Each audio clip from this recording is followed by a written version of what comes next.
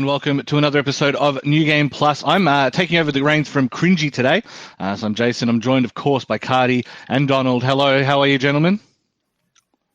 Just counting down the days until the new consoles come out, and then counting down even more days before I can actually get my hands on stock of those consoles. We're in that week. We're in that week, like late October. We've just had Watch Dogs drop as of, I want to say yesterday, I think it was. So we've got Watch Dogs has just dropped.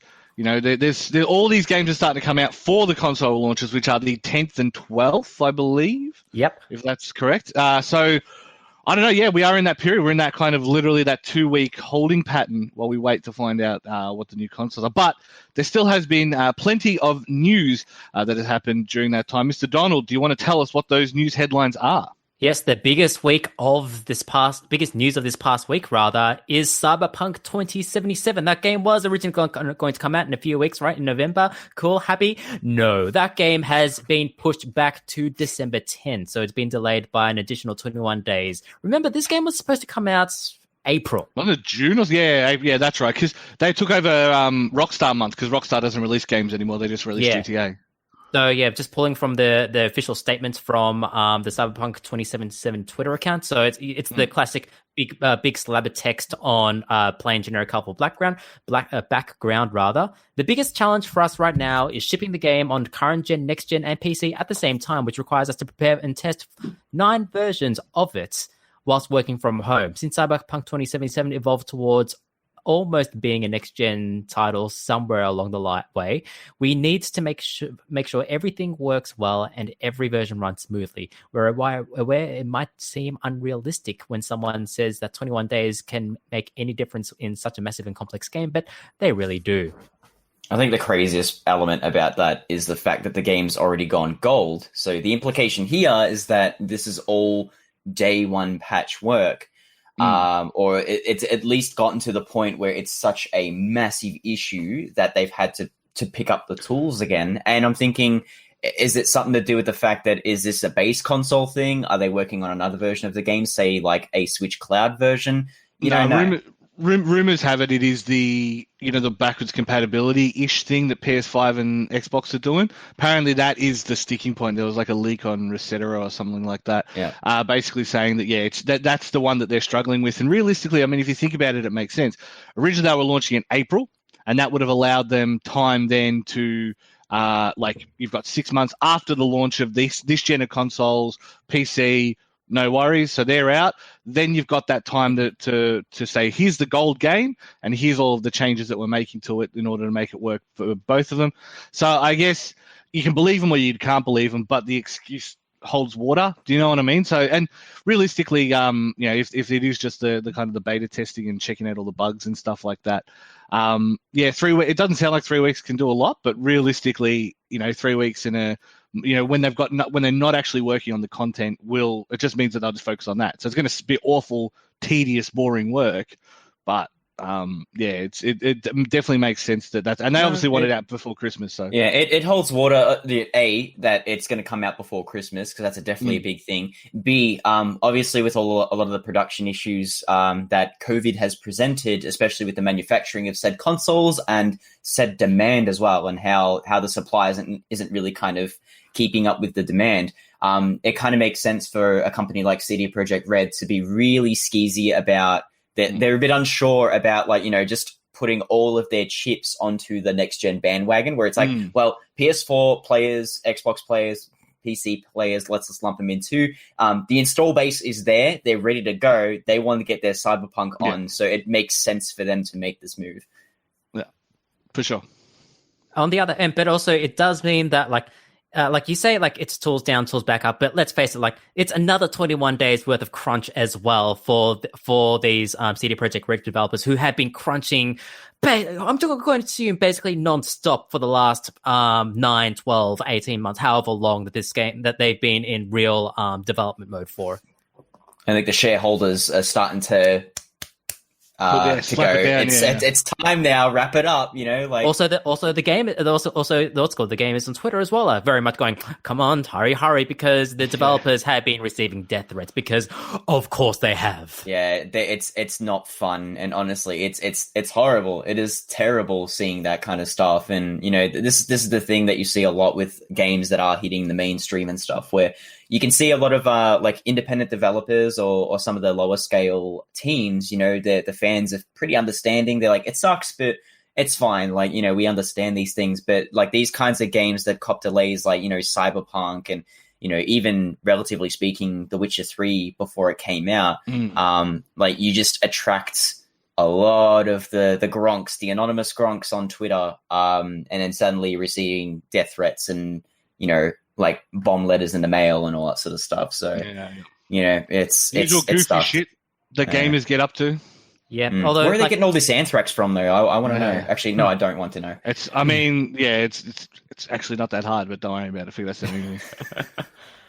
I'm going to what's called to slide past that topic real quickly to say, talk to you later. Yeah, like it's going to be unsurprised. Like the same people that send these death threats to the developers, they will also be the first people that will snap up the game. They've got their pre-order, they'll get the preload. Yeah, they'll they're boycotting Modern Warfare 2. Yeah, they're boycotting Modern Warfare 2. Yeah, although we've been waiting a long time for this game, and since then, like we've heard about the crunch culture at CD Projekt Red, and there've also been like a few other strings of criticism and controversy along the way. Is your enthusiasm for Cyberpunk 2077 still there? Was it ever there in the first place? I never really had any for it. Like that's not really there to begin with. Yeah, like I mean, good. Like people seem excited for it. I think people are overhyping it a little bit just because of how good Witcher 3 was, and I think.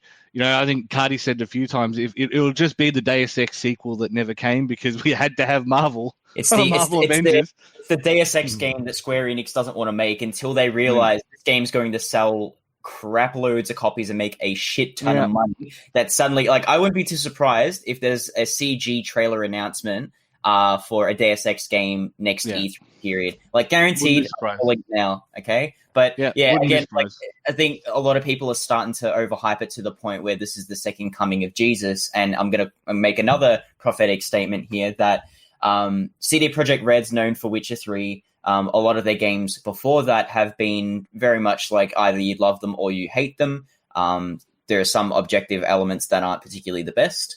But they're in a good place right now. But I feel that, again, it's one of those games that is going to do well. It's going to sell well, and it's probably going to play all right as well. But you can definitely tell that the algorithm that YouTube will push in the next 3-4 months is a bunch of YouTube kids going on about how Cyberpunk 2077 somehow failed. So that's what's going to happen in the next couple of months. Mark my words. As in that basically will happen. That happens to every single. You describing the cycle for every AAA title here. Curb your expectations. Yeah, that's all you need to do, and then you can enjoy games despite how good or bad they are. Pretty okay, I guess. I'm sure there's other news we could discuss. Probably, yes, we could. Meanwhile, not this bullshit again. It's that UFO game, isn't it? Yes. So there was a stealthy Nintendo Direct mini partner showcase, which what's called aired on the Nintendo YouTube accounts yesterday, this morning, as of recording. And there are a couple of big things from there, Jason. Before I see the floor to you, so we can talk about part-time UFO. There are also a couple of announcements that came out. Hitman 3 and Control will be coming to the Switch. Indeed, Control some has cloud service or something. By cloud version. So you're not installing the game on the console. You're streaming it via the cloud. Reports of its performance in Australia are very scratchy. It was already bad on console. I can't imagine it's any. That's an oof. Otherwise, we also have a date for Bravely Default 2, which will be coming out on February 26, 2021. As we also got a couple of other trailers as well for Paradox's next game, Surviving the Aftermath. We also have a Pac-Man trailer. We saw some gameplay for Immortals Phoenix Rising. That's a mouthful of a title. Say Gods and Monsters. Nobody cares. It's fine. Yeah. So, Jason, I will now cede the floor to you for the next 5, 10, however many minutes you need to talk about part-time UFO. I'll make it quick. So So No More Heroes came out. That's great. Like the stealth dropped. I think it's already Sorry, out I'm on the actually playing store. it right now. Yeah, it came out. It's already on the store, and I'm pretty sure it's already in the. Yeah, there you I'm go. playing it right now. Yeah. So about 5 years ago, Hal, who made Kirby, basically is the main thing you remember for. But they're one of Nintendo's second-party devs. Made Part-Time UFO, which is the game for the iPhone. Really simple concept. You play a UFO that lands on Earth. He crashes into an orange truck. He helps the orange truck put the stuff back on the truck, and the guy says, "Well, you can't just stay on Earth and not have a job. So here's a magazine with a bunch of job listings," and off he goes because it's Japan. So of course, all the job listings are in a magazine. It's claw machine mixed with like a puzzle stacker mixed with a physics game. It's utterly charming because it's the HAL guys who designed all the art, so it looks great. The new one on the Switch, the redone one on the Switch has like a co-op mode. It has challenge levels. It has a bunch of extra content, so you get more bang for your buck. But genuinely, like, it's my favorite iPhone game of all time. Like, it's not even an if and or a maybe. I would say it's my favorite iPhone game of all time. That and probably Hacky Cat.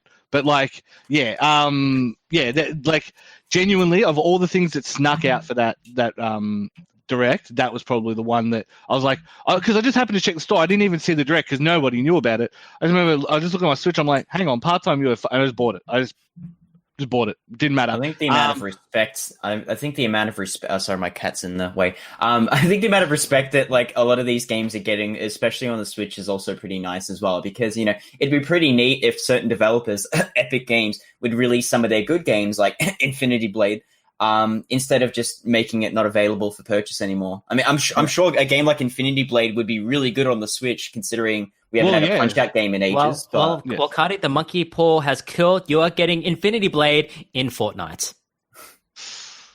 Why do you do this to me, man? I hate you. Still a bit of collaboration than Wolverine, though, so whatever.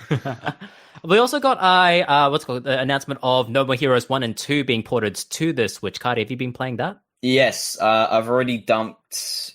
we're probably talking about 5 hours into the first game, and it hasn't been out for about 24 hours. So this was a surprise drop. This was something I probably predicted a few months ago, where I'm like, well, it makes sense to port these two titles that have such a history on Nintendo consoles. And obviously with the momentum of this game, of No More Heroes 3 dropping, it's like, it makes sense to release the prequels. Now, I can say for a fact that they perform a lot better than especially the ports on the PS3 and Xbox 360 of the first No More Heroes. And this is the first time the second game's been re-released on other consoles. They perform really well. They all run at 60 frames. Like, you might get a couple of dips sometimes with some of the particle effects. But the part where you actually do play the game, like, it runs very smoothly. And honestly, like, it's one of those like sleeper ports that are like, yeah, it's actually technically the definitive version on the Switch. So it just shows you that that console can do some crazy things, and this is one of them.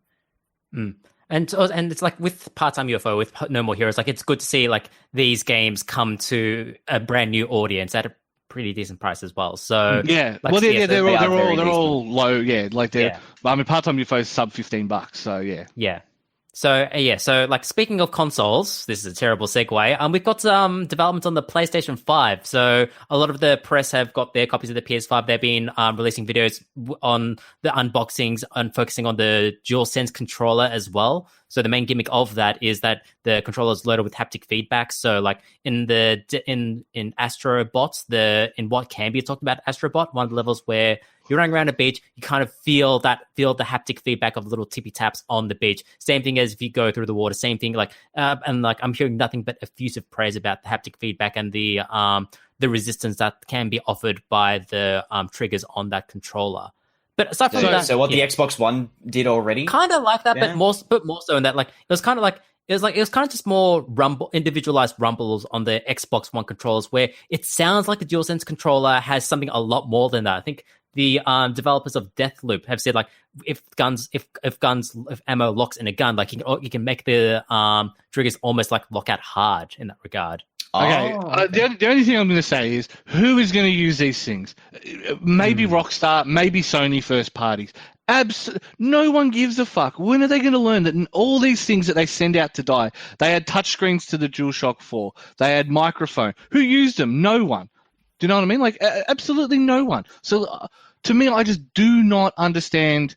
Like, why do they fall for this every time this console shit comes around? Every time they fall for it, it's like, oh, here's this one app we made, and Sony never supports anything hardware beyond releasing a console. Here's this one thing that we made that you'll use once for this one game, and then that's it. You'll never use it again. It will never have any relevance to your existence. Why do we keep falling for this shit? It just makes me mad. I think a lot of developers get really kind of trigger happy with it, at least in the first year or two of development. But I find that as the years go by and everything becomes way more standardized, like the PC becomes the standard developing platform, that a lot of these features tend to get overlooked. Yeah. Obviously, there are some games like the Yakuza games, for example, where you can actually use the middle touchpad of the PlayStation 4 DualShock 4 controller to skim through maps and stuff, which is actually really nice. But again, aside from that, there's no real application outside of that. Yeah. And it's a shame as well, since like the promise of the DualSense controller does seem really high. It's like it's just that little extra thing that really immerses you in the game. But as you say, it ultimately comes down to whether developers are willing to dedicate the resources to produce this, especially if they're producing multi-platform games and none of the other consoles have it. It's like kind of like the HD Rumble in the Switch. The execution of that is really good when it's used, but it's a shame that only like 3 games actually did this. Yeah, and it's also debatable how long the controller lasts as well, because the last 2 PlayStation platform controllers' biggest problems have been battery life. And I have to charge my DualShock 4 every single time I want to play a game now. And I've this controller here, I think I bought 2 months ago. So yeah, its battery load is awful, and there's just a lot of gunk. Like the light is cool and everything, but I wish I could switch it off to conserve battery power. So if the controller gives you at least a little bit of functionality and customization to kind of help with the battery load, I'd love that. But there's going to be a lot of gimmicks there that aren't going to be used in a few years' time. Considering SwitchPad, you can get 25 hours out of it easily.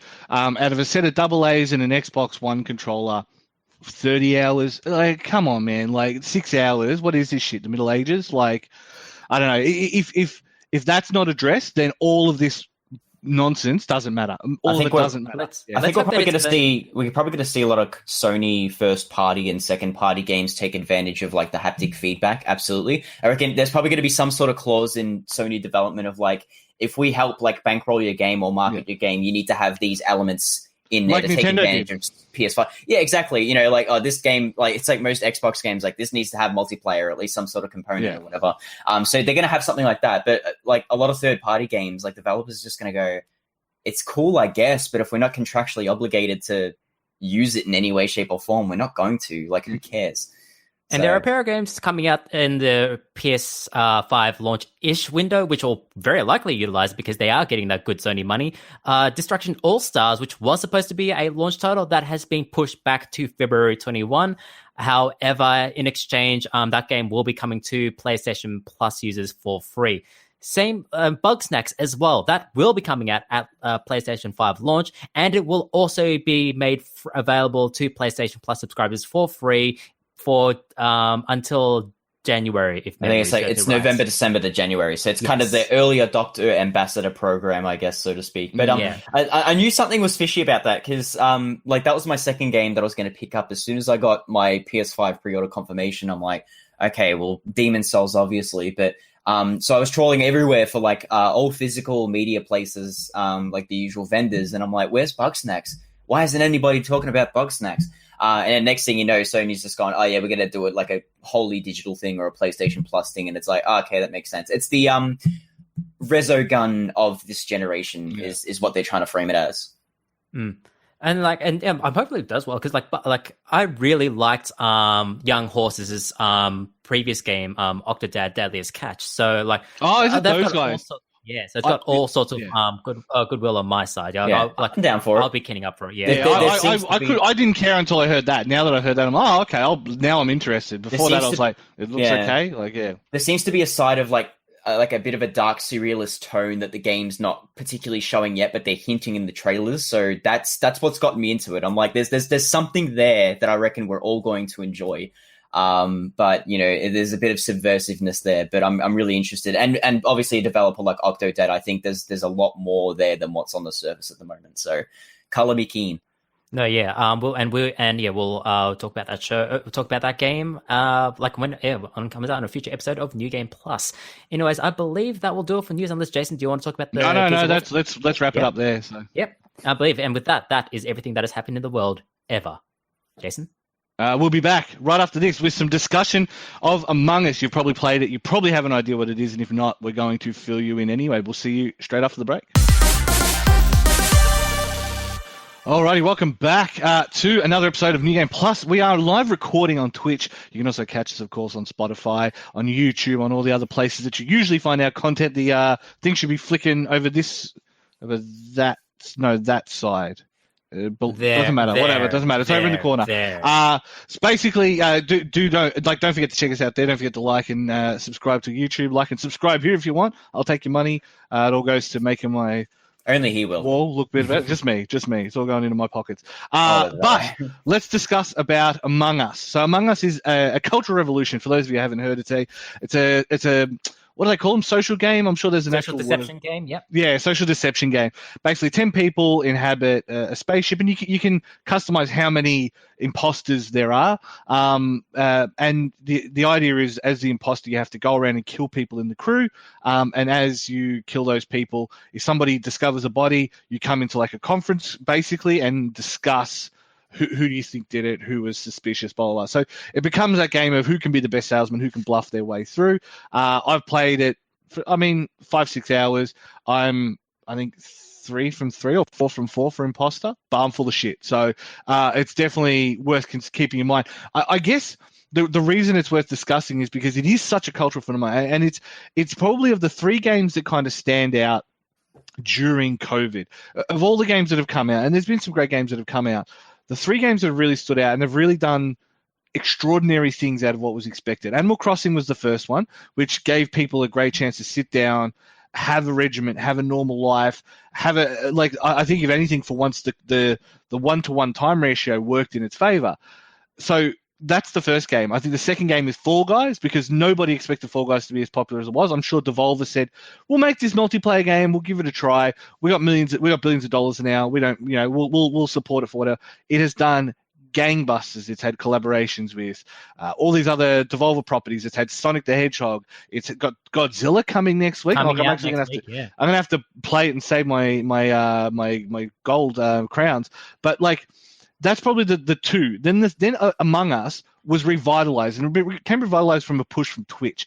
People started playing it on Twitch. I know Bulldog was one of the first ones to really get on and play it consistently. One of the mods took it to Soda Poppin with his reach, bam, and suddenly XQC, all these big streamers, Pokemon and all that, culminating in Pokemon playing with AOC, Alexandria Ocasio-Cortez, I believe is her full name, because we're not Americanizing it, on stream for 400,000 concurrent viewers. So it is a cultural phenomenon, and there's no denying that a 2-year-old game that looks like something the guy who draws the oatmeal made has suddenly become this thing. They cancelled making the second one because they're going to fix the first one. You guys have been playing it probably more than me, to be perfectly honest. But I know you guys have your thoughts, your good points and bad points with it. I'm just going to throw the floor open, whichever of you wants to go first. Cardi? Yeah, I might as well go with it. Okay, so yeah, Among Us is, I guess it's a game that kind of blew up all out of nowhere. I don't even think the developers were aware of just how big a deal it was, considering this game's been out for over 2 years already. So suddenly it's just life works in mysterious ways. Suddenly you get that reach and then it all blows up. It initially started off as an iOS game, and you can definitely tell that is the case when you boot it up on PC on a 4K, 4K, 2K monitor, and you go, well, whatever. It's got enough charm to carry it through. The aesthetics are also really pleasing in the sense that you've got, again, you mentioned something about how it's ripped off straight from the guy who does the oatmeal, but I'd argue it's a bit more kind of almost like an old school Newgrounds game, like Castle Crashers or Alien Hominid. The other one was Binding of Isaac. What's Fulp's company's name? Newgrounds. No, the one that makes the games. Oh, not Team Meat. The other one, the one. Yeah, doesn't matter. Moral stories, yes. Help us out. Yeah, but, yeah. the aesthetic feels like it's part throwback, but also kind of is also a little bit kind of referential in terms of just many things of like, the characters being murdered by cosmic horror monsters, and almost like it feels very much like if there was a game like asymmetrical multiplayer game based on properties like The Thing, this is probably what it would be like. But obviously it's a bit more full of charm and things like that. So I guess you could kind of compare this to an interactive digital version of Mafia, which also is still Mafia very popular. Or Werewolf, sure. like those very kind of social tabletop or like kind of party games where the whole like meta is based on discourse and the kinds of people that you hang around. And I guess that's what makes it so like it's kind of a double-edged sword in that sense, where it's like if you have a lobby just full of people that just talk nothing but utter crap, so i.e. your average New Game Plus lobby, it's great because you got so many people just like you just cannot believe anybody, and it is all just a game that just feels so fresh from that regard. But also it's like the way the tasks and stuff like that work, where it keeps you occupied and stuff to do, and everyone has a certain objective. And again, it all feels very asymmetrical. It all feels very organic and really nice, especially when all the mini games feel like they're all like almost WarioWare style micro games where they're enough to keep your attention away from the most important part, is making sure you survive, you don't get yourself killed, and you also make sure that other people who are killed, you're doing them justice and you're trying to find out exactly what's going on. So you got so many people who kind of go on that role of checking the cameras, playing the detective, people who are just straight up workhorses, but also the workhorses like straight up accusing the people who are trying to prevent stuff from happening as the imposters. And then you got the imposters reveling in the chaos. So it all comes down to it being a fantastic game. But I think Donald will kind of, I guess, I'm going to jump in super quick. To make a point that you brought up earlier is just regarding The Thing. So you mentioned The Thing being a licensed property, and it does have that feel, especially with the space one, and you've got the one in the base on the ground and stuff. Definitely has Thing vibes. But there are plenty of these licensed titles. Like Friday the 13th is probably the one that pops to mind, but Dead by Daylight and all these ones have licensed killers and licensed properties show up. But then, like, they're more difficult to play, and I think that is what separates, say, Among Us from Friday the 13th. So you play Friday the 13th, whichever version of Jason you pick has different powers. He has different abilities. He can kill in different ways. There's a lot more cosmetic ways to kill. Blah blah blah. Even as a survivor, you can call Tommy Jarvis to kill Jason. You can escape. You can call the cops. There's all these different things. I think what works for Among Us, and the reason it's become so popular, is because it's a 2-button game. It's a 2-button and a movement game, and that's all you got to learn. And then you've got to learn Simon Says and all these other stuff. Thank you to Mr. Official for the follow, by the way. Yeah. But Donald, I know you're not as enamored with the game as we are. It's a hard thing to see like the entire New Game Plus community, inside the entire gaming community, fall in love with this game. I just feel so out of touch with it. Like, don't get me wrong, the experience of playing this game can be amazing if you have that 10-person lobby, if everything's buzzing off. But to be able to get to that point, it requires such a high barrier to entry. For one, you need like 9 or 10, like to be able to have a good game going, you need 2 imposters, which means that you need about 9 or 10 people. In addition, you need those 9 or 10 people to be at a similar skill level, because we've played early on in my time with this game, I was playing against people on the New Game Plus crew who've spent like tens and tens of hours, weeks, months with the game. And just call out Porky, it's fine. No, not even Porky. But it just felt so defeatist to play against them, because I'd be doing it happened to Porky actually when like someone asking him, okay, what were you doing in this room? Porky, I was doing X and Y. He's the imposter because that's a common task. I didn't see him do that. Yeah, it's just because it's kind of great. Like as you were saying, Jason, like this game does have is deceptively simple in that it kind of only has 2 buttons, but all underneath it, there is quite a lot of depth for sure. There's a meta. Not in terms of just of the gameplay as well, of the meta of deceiving your friends. I think it's when when not everyone is on the same page. When you have beginners matching it with sweaties, then it means a terribly bad time for the people who are just trying to figure out what is going on. Not to mention the game doesn't necessarily go out of its way to teach you everything. You kind of have to stumble upon the fact that you can surveil the level using security cameras. You have to stumble upon all of that. you have to accidentally figure out that some of these tasks do have animations that are visible on the outside until you disable them, which just throws the whole thing up in the area. Anyway, I think the meta narrative is a bit of a hard one as well. The meta is a hard one too, because I mean that happens with every game really, where you can have a really great game with a very simple premise, get ruined by sweaty people who perhaps try a little too hard, or they'll sit there and go like, oh, you're suspicious because of this knowledge of the game that I know about that you don't, and it really kind of throws you in for a loop. And another important element about that is the social aspect of the game is that the reason why it's so successful, especially people like Bulldog and Soda Poppin who pushed it, is because it's a game where the people with the most social capital and the loudest people are generally the most successful at it too. I don't want to say anything bad about Bulldog or Soda Poppin, but they are the kinds of like Nas, for example, where these are the kinds of people that don't know. Panda. These are the kinds of people that endearingly don't know when to shut up. So you can definitely tell why it's very popular with a certain type of person. But also, I feel that the best games are played with people that you know. It's very much like Jackbox, where it's like you have the best times with people that know how to play, or you kind of know how they tick and how they work. Like, their sense of humor, how, certain speech patterns or the way they behave in certain situations, how they behave under pressure, how they react when they're relaxed, that kind of stuff. There's a classic one in our crew, and you know this as well as anyone, Cardi, and it's he's all the quiplash answers, and it's like there's the Donald, and that's an ongoing phenomena in our group. There's the Donald, because he's thought about that too much, and it's too precise, it's too funny. That's the Donald, and this is you say. It's exactly it's a backhanded compliment, but it's still a compliment.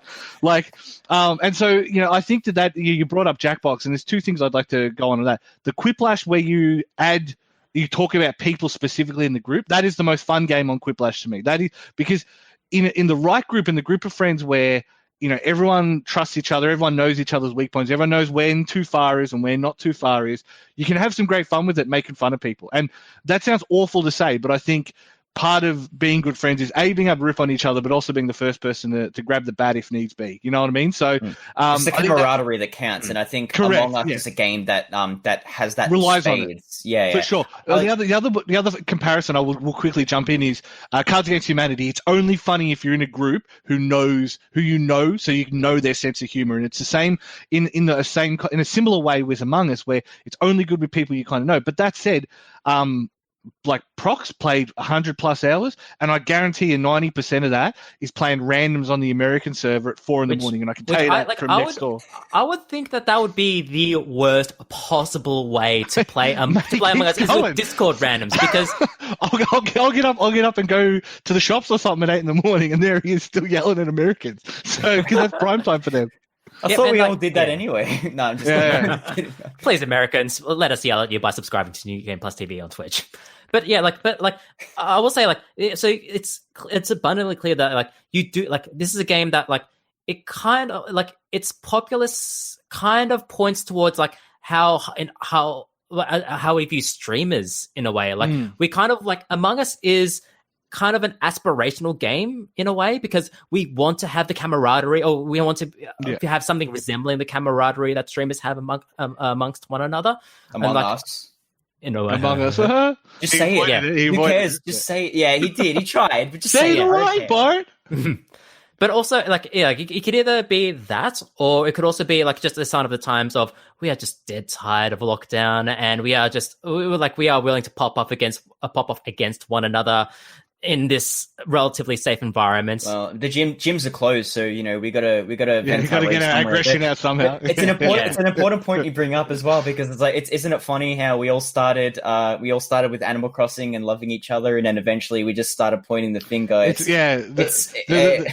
It's the thing all over again. We've all read too much Murdoch press, and it's suddenly we're ready to just murder each other and cover it up. We're in a little post in Antarctica, and we're all just stark raving mad with Kurt Russell and everything, and it's all gone to shit. So if this game, like I said, with enough people, with the right crowd that know each other, who are all on the same skill level with this game. What's called Games of Us can be something special, unlike anything else we've really experienced in gaming this year. It's just that to get to that point, it requires so much work, and whether it's ultimately worth it, I kind of rather just play Fall Guys. Yeah, and again, I think Fall Guys is another one that is a success story of being a simple concept. Like, I know plenty of people who are normally not big gamers, but because it was free on PS Plus, have played a lot of Fall Guys just because it's a 3-button game. The objective is simple. It's Takeshi's Castle. It's Wipeout. It's a knockout if you're old. You know what I mean? Like, it's just a simple format. You understand how it works. And again, I think, like you say, there are strengths and weaknesses to both. And I think you're right. I've seen so many failed people try and set up games in our Discord that just didn't get the 10 people.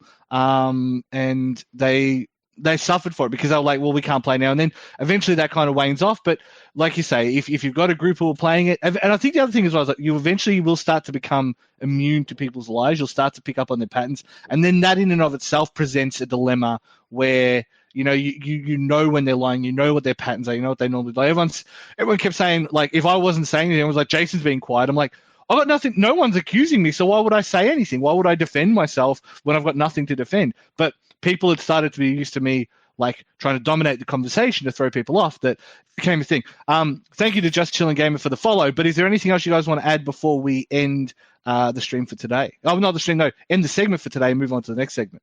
I think, I think that's definitely, I think out of all the things, I represent the middle ground of, like, I'll never jump into a lobby with complete randoms. I still find, instead of the actual meta of the game, I find that the least interesting aspect of it, of, like, invisible tasks and all that sort of stuff. Because I feel that accusations should probably come from, like the actual situations where you play it by ear and see how you go, like, instead of just, like, actually hunting people down and being sweaty and looking for actual mechanics of the game to exploit. But I think that, definitely the middle ground of, like, I won't play with randoms, but I'll play with a lobby of people I know, because it makes things more interesting, because you know exactly how people tick, how to kind of trigger them into saying things you want them to say, or situations you want them to. And I think that's the most important part, is the actual social aspect of it, rather than anything mechanical within Among Us. For sure. Donald? Matt's talking way too much. I think he's kind of sus. Almost wearing orange, I guess. On that note, we are going to call it there. Do check out Among Us. It is available on Steam and all the other platforms. I think it's a cost on Steam and it's free on Android or something. Yeah, I'm not 100% sure. Either way, it's for the little bit you're going to spend on it, I still think it's worth checking out. It is available there for you to check out. We're coming up next. We have a Crash review. Jamie's going to crash the party with a review of Crash 4. I promise I won't do that again. Stay tuned. We'll be right back after this. It's been a very exciting time to be a fan of Activision's recent attempts at reviving their classic properties, which kicked off back in 2017 with Crash Bandicoot Insane Trilogy, a collection that did wonders in bringing back Crash into the mainstream. The success of both that and Crash Team Racing Nitro Fueled have done wonders in revitalizing the franchise, to the point where we actually have a brand new Crash game, Crash Bandicoot 4 It's About Time, and it's a welcome return to what made that series great. Crash 4 is the first new Crash game since 2008, ditching the full 3D platform elements of some of the later entries of that series, and reverting back to the PS1 style of platforming, so that's 3D environments and models, but you're on a linear path. So don't let that fool you into thinking this is Crash as you've known it. There's a lot of lessons learned from 20 years of platforms applied here, and it makes for a really satisfying game. To explain better, let me briefly talk about the game that was more or less known as Crash 4 for the longest time, 2001's The Wrath of Cortex. It was the first Crash game to be released for non-PlayStation platforms, and it looked good and performed well for its time. Despite all that, it immediately felt dated, playing like a carbon copy of Crash Bandicoot Warped, a game released only 2 years prior. It barely pushed the envelope forward and attempted little new, and it suffered as a result. Crash 4, on the other hand, isn't afraid to try some new things. Sure, there are some sections where you're on a vehicle or running towards the camera, but overall doesn't really rely on gimmicks as much as some of the other games in the series. Easily one of the best improvements over those original games is implementing multiplayer. Sure, there's competitive multiplayer, which is a nice distraction, but the real treat is the inclusion of pass and play multiplayer. It's surprisingly versatile, allowing you to set up different conditions as to how it'll work, and it's a neat throwback in a more formalized way. The platforming is still rock solid and a decent challenge, but the new additions make for a far more interesting game. For starters, you now have multiple playable characters which offer some fun twists in the formula. The way most of these characters work is that they'll interact with Crash and Coco in passing, so in some cases, you'll play through both the new character section before actually replaying part of a Crash and Coco level. My favourite of these by far is Torna. No longer just a damsel in distress and rocking a awesome new look, Torna's levels see her going through most of the motions you would as Crash, but having a grappling hook adds some cool dynamics to the platforming and makes for a surprisingly fun experience. The game also gives you a handy tool to help make the challenging platforming easier. Every character now has a shadow ring while they're jumping, which allows you to judge where you're going to land while mid-air. It's an extremely useful thing, though if you ever feel like it cheats the experience, you can always turn it off. The biggest change overall comes in the form of the Quantum Masks, the game's big new collectible. The 4 masks you obtain offer new platforming challenges to help spice up levels. For example, one mask phases objects and platforms in and out of existence. Another slows down time. Another always makes you spin and lowers your gravity, leading to longer hang time while jumping. But to compensate, you always have forward momentum, meaning you'll need to correct your movements when you land. The great thing about the masks is that they're treated as individual sections as opposed to having to use them across a full level, and their diverse abilities offer some neat platforming challenges. The masks feel less like a gimmick and more like a core part of the level design, especially when the game starts throwing different combinations of the masks to challenge you, and challenge you at will, because Crash 4 is a tough game. Right from the get-go, you're given 2 options for difficulty, Modern or Retro Mode. Retro Mode gives you a limited amount of lives, and once you lose them all, you'll go back to the start of a level.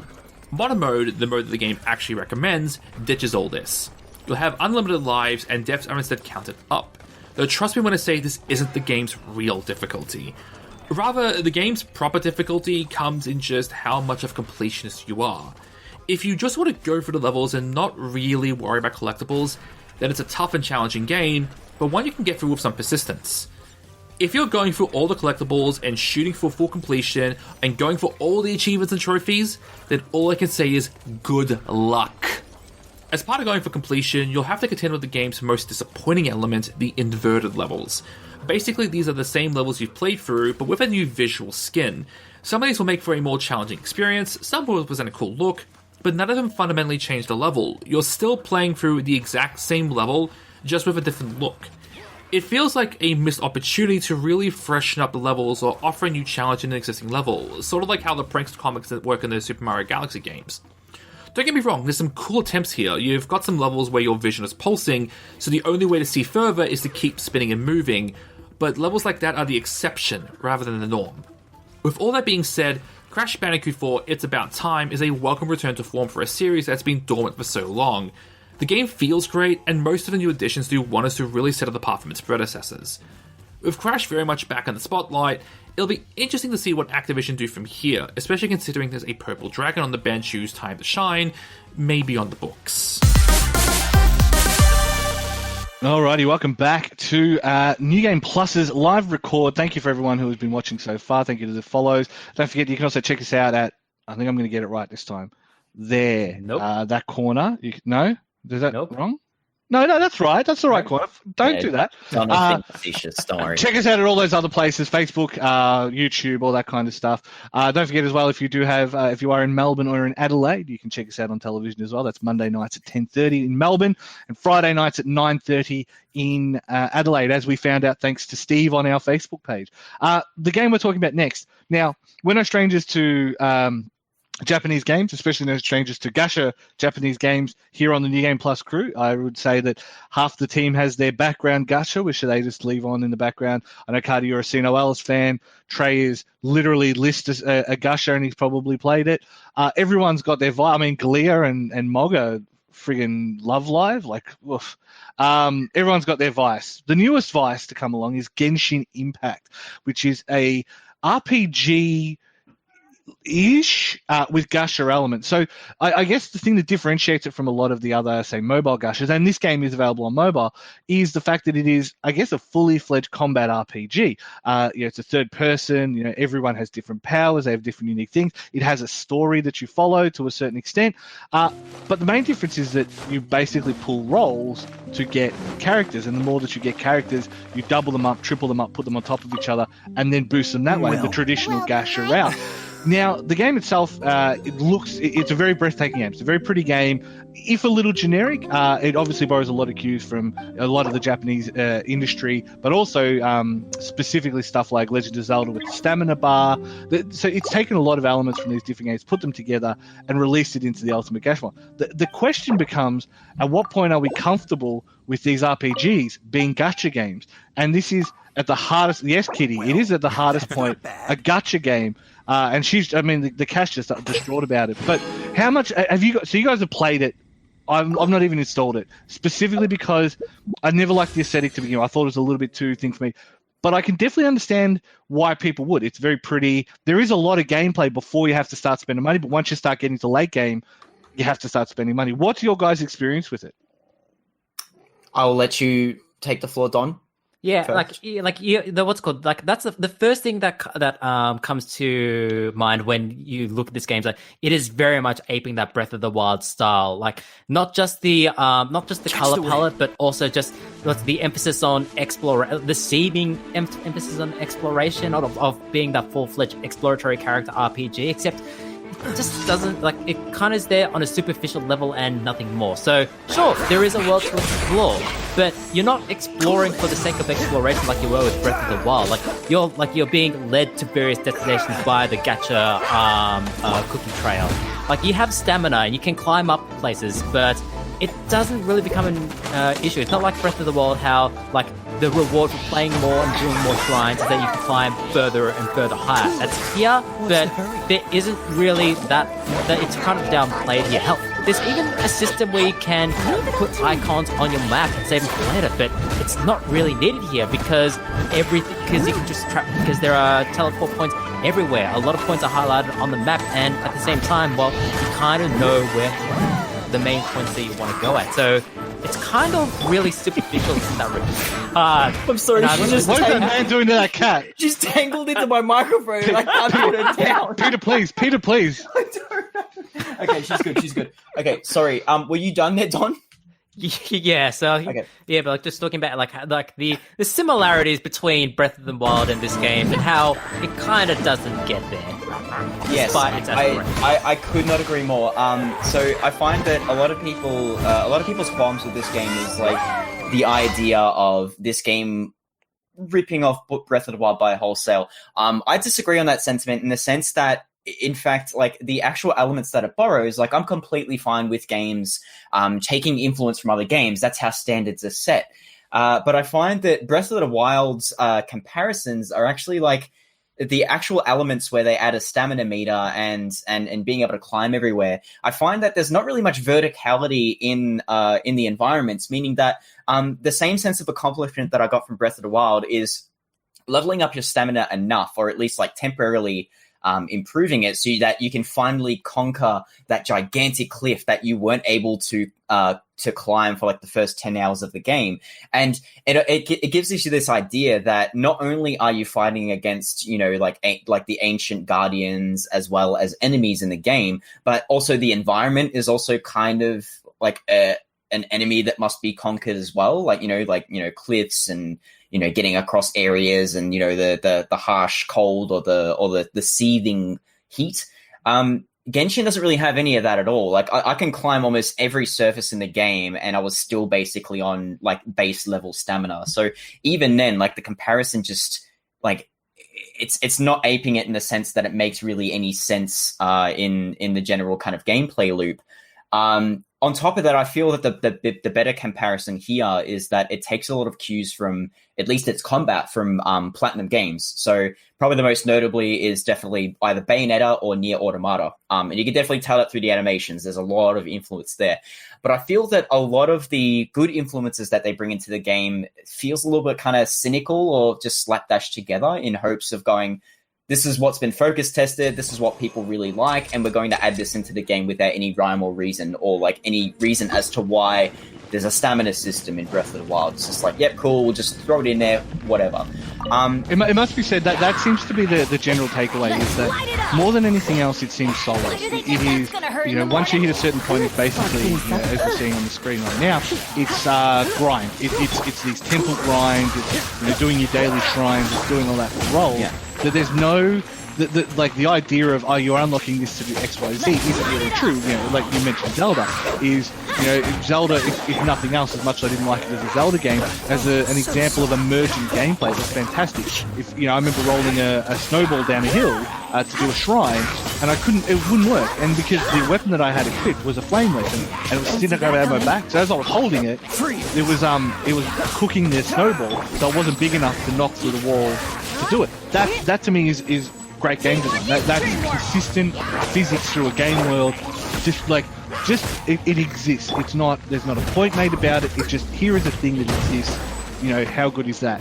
Whereas this, it seems like everything that they've tried to do, like you say, it's more of convenience. It's more of people, when they play games, they like X or they like Y. They focus test it, put it together and said, hey, this is all convenient. We're just going to take all these, put them into this jambalaya and make this kind of soulless homunculus of a game. Yeah. No, I think it's not the most offensive thing about the game as well. Like, I honestly think Genshin is probably the most offensive game I've played this year, but more on that later. But I find that, like, functionally, the game is fine. Like, the combat works okay. The idea of, like, canceling characters in and out and using reactions, which is basically exploiting elemental weaknesses or environmental weaknesses, and swapping characters in feels very almost like Drakengard 3 in a sense, where you're doing a lot of weapon cancelling, you're watching your cooldowns and all that sort of stuff, and you're managing that. And it's all very much meter management. Like, that seems like the sort of, like the sort of meat and potatoes of the combat is like of using each character's elemental affinity, combining, inflicting them upon your enemy, and then combining elemental affinities to do massive damage. So, the easy example is you take an enemy that's afflicted with wet, you freeze that. You do an ice attack, they freeze, blocking them out of combat for a little bit, and letting you wail on them a little bit more. Yeah. Well, use lightning, but a lot of the combinations ultimately combine two elements, do a little bit of burst damage, lather, rinse, repeat. I kind of just found myself like mindlessly doing that cycle throughout combat. It wasn't particular. Like, there's a potential there for interesting design with this combination of elements in the environment. Yeah, but it just ended up being like just switch to one character, do a thing. Switch to the second character, do a thing. Switch back to the first character, do a thing. It must be said, as someone who watches streamers who usually play other games and have played, do an hour or so of Genshin Impact, then move on to other stuff. The thing that I've seen the most is Venti doing the AoE win thing, and then whatever character they want chucking on top of that, and then switching between those two or three characters. Venti, the boy. So I don't know what the character that is because I haven't unlocked them in my role yet. Okay, so this is one thing I want to bring up. Actually, this is my biggest problem with this game is the fact that the way it's being framed is that a lot of people who are playing this game, I'm getting a lot of people, particularly within the games industry, so journalists and things like that, who definitely should know better. But I'm seeing a lot of people saying the monetization isn't really that bad, or it's very non-invasive. Which the funniest part about it is that it gets very invasive after either Adventure Rank 20, when you start to get into the endgame content, which is called the Abyss, as well as the drops that you get, the gacha rate, which I'll explain a little bit later, and also so basically after 10 to 15 hours worth of playing, the game gets very predatory in terms of you should play these characters, you should play those characters. Now the game gives you a bit of a taste test as to like each banner that will go through will have we'll have like certain aspects, like you can try this character out, this 5-star character that's in this banner, would you like to roll it afterwards? You can actually see how well they perform in combat by just going into like this combat gallery, and then you run these rolls. Now, there's several banners. Like with most gacha games, there's always the banners that you never use. There's banners that you always use and you go for.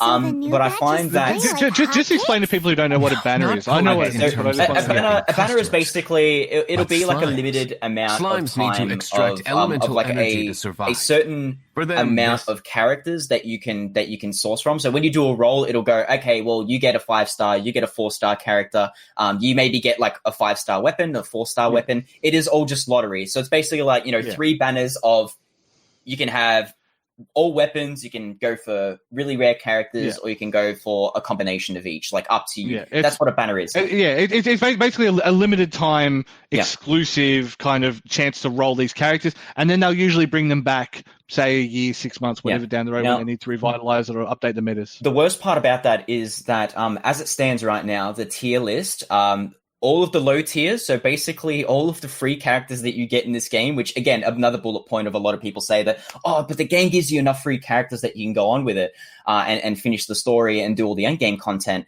May be true for the story, but when you get through the endgame content, all of the free characters that you get occupy, I think, almost 75% of all of the lowest tier characters, meaning that the game's very adamant that if you want to go through endgame content and do really well, you want these 5-star weapons, you want these 5-star characters, which only have a... Let's go with the failure rate, because it's actually far more stark than this. A 99.4% failure rate in getting a super rare 5-star character or weapon. And honestly, just to give you an idea, Sinnoh Alice, which is another game that I think is a little bit predatory, is 0.6 rather than 0.06. So that's just to give you an idea of how all of the rates are. Now, in gacha games, there's also a pity roll system where the game will kind of throw you a bone sometimes. The pity system apparently comes in once every 90 rolls. Yeah. And that's a shitload of money. So you can definitely tell. A lot of time as well. Like, a lot of time as well. If you do grind to go free to play. So think of it from that context. All the systems that you're discussing are 100% systems that would not be out of place at a Victorian Licensed Gambling Association conversation, or a conversation with Tattersalls, or a conversation with TAB, whoever. These are these same conversations. The specific you get like you get the free rolls as part of it, because it's to incentivize you to stay on the machine, and they usually activate after a certain amount of losses, or they'll activate after a certain it's all designed to keep you rolling and keep you in that ecosystem. And like I mentioned, I've been watching streamers who've been playing some Genshin amongst a bunch of other games, and then the meme becomes when they're playing the other game and they're losing, like, just roll Diluc. You know what I mean? Like that, the meme is just roll Diluc, just roll clean. Just have good luck and you'll win. And that's I find that's the worst part about this game, is that me, I've always got something positive to say about games, even about games I don't like. And the game's music in this game's pretty good. The character designs are great, but because of just how unapologetic it is, but that's the thing, is that it's actually it kind of is, where it tries to tell you that this game is free. It's going to be fair, and a lot of the PR spin is based around. I've seen so many games journalists going on about this is the best free to play game to play, and I find that I'd rather play a game like Sinnoh Alice, where I'd rather have a game tell me that honestly tell me that it's going to screw me over, rather than a game pretending to tell me that it's going to treat me fairly. And unfortunately, Genshin Impact does that in spades. If you go through the end game content and you spend more than 5 hours in the game, you're going to come out of it going, wow. I think as I'm getting older, I find that I'm valuing my time a lot more than my money.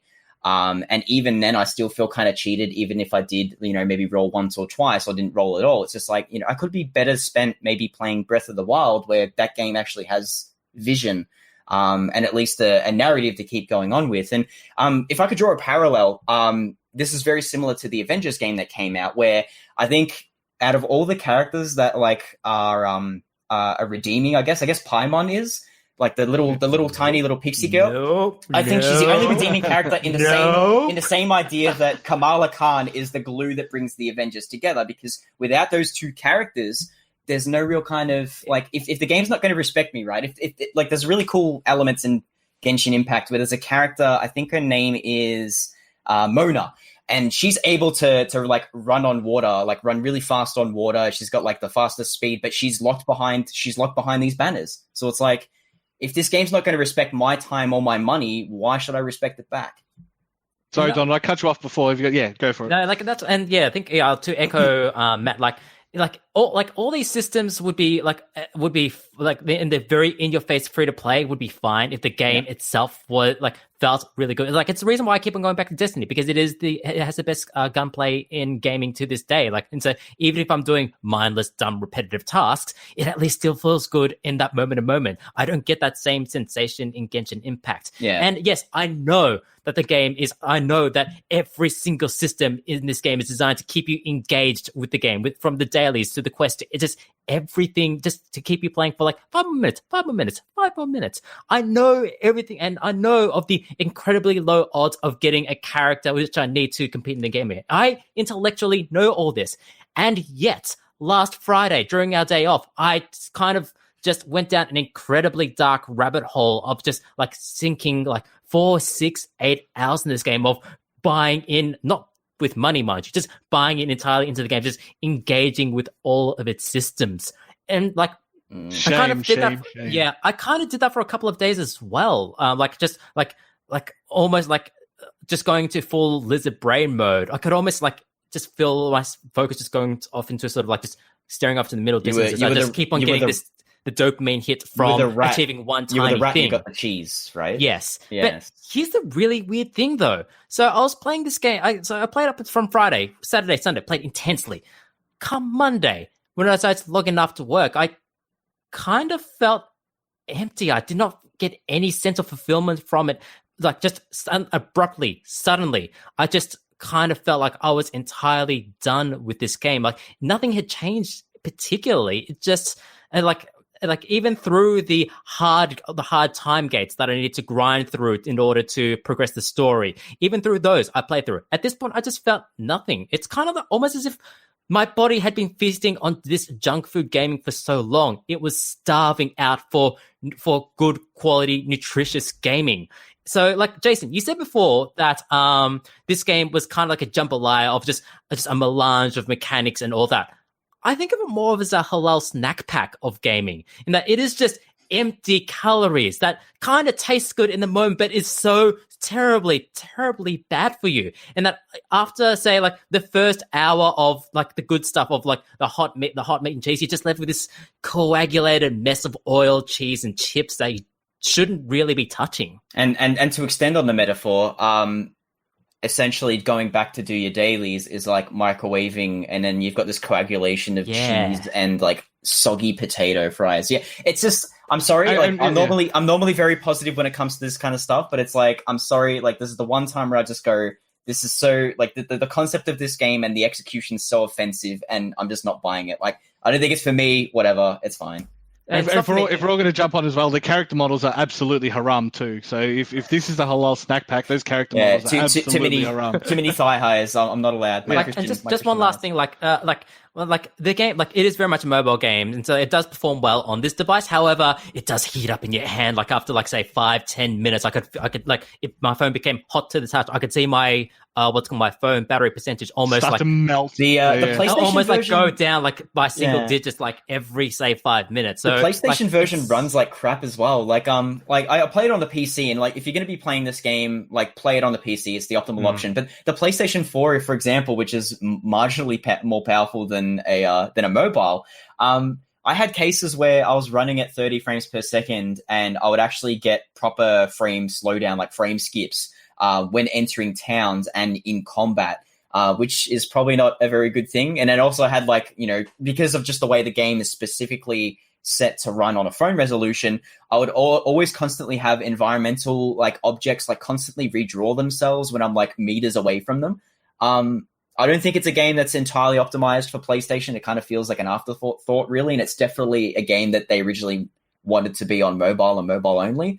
But I think maybe they struck a deal with Sony or something. I don't know. But I think, yeah, definitely play it on PC if you want to. But I'm not sure why you'd want to, whatever. I'm going to jump in and end this segment, but I'm going to suggest 2 games that I've been playing to kill the time. It sounds like everyone's doing it for a time kill. If you want to kill some time, and you got Game Pass, because I'm a Game Pass shill, I'm just putting it out there right now.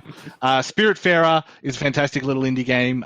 Plenty of Monster Ranchy kind of stuff with a bit of feels and a bit of just brilliant art design.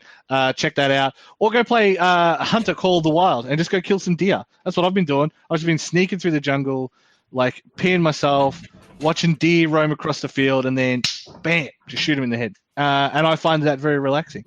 What that says about me is not my business. Genshin Impact is a game that you can play on phones, PC, PS4, and plenty of other places. Because it's fine. I'm professional. They're available on all those platforms. Be advised that the most powerful magic in the game is, of course, credit card magic. So you need to either set yourself a limit, gamble responsibly, I think is the appropriate tagline there. But that is the end of the show record for today. Where can they see more of your content, guys, if you want to spruik your personal stuff? Otherwise, newgameplus.tv. But where can they see more of your stuff? Add me on Sino Alice, and I'll carry you. My Genshin ID impact is blah, blah, blah, blah, blah, blah, blah, blah, blah, blah. Otherwise, I am at @an_bear on Twitter. And you can also check out our Discord. There'll be links at newgameplus.tv, but don't forget also Facebook, Twitter, Twitch, YouTube, Instagram, all those places at New Game Plus TV. We'll have some more cool stuff for you soon. Hopefully we'll have some pre-release console coverage for you soon as well. Should be very, very cool. But if not, we will see you guys next... No, you guys aren't doing Friday streams at the moment, so it will be next week, next Monday. It will be Final Fantasy for Monday, Tuesday EDF, and then Cart's back on Wednesday. Do you know what you're playing yet, or you haven't thought that far ahead? I'm putting you on the spot. I'll play something. There you go. That'll do. Okay, that's cool. That's good. Cart will play something on Twitch on Wednesday. I'll play Genshin Impact. I got to do my Genshin. Don't play Genshin. Yeah, don't play Genshin Impact. All right. On that note, thank you very much for watching. I hope you've enjoyed. Do not forget to check out and follow all of us here and at our other avenues. We'll hopefully see you next week, and we'll hopefully have some cool extra stuff for you coming as well in the coming weeks. See you all next time.